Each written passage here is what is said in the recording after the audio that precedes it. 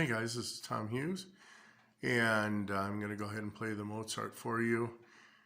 And I may have to do some edits because I'm the only guy holding my phone.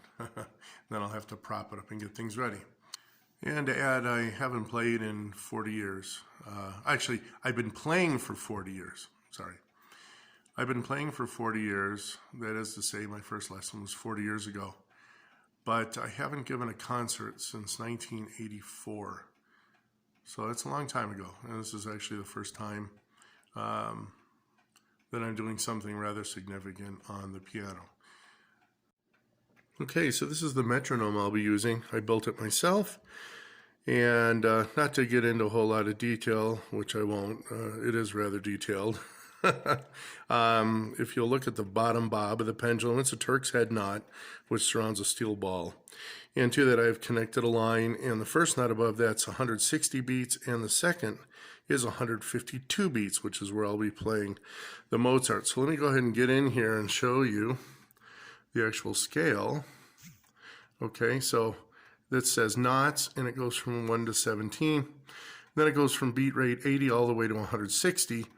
And if you half that, you can go from 40 to 80 on the bottom. And then if you need to go faster than 160, you go ahead and go by every half beat, as it were. So there you have it. I'm going to go ahead and set the pendulum to 152, the 16th knot, and I'll show you how fast that is. Okay, so nice and tidy. I have the rest of the line faked over the top of my hook, and I'm going to go ahead and give it a bump. And that's 152 beats. Interesting though, my clock over here actually beats at 150.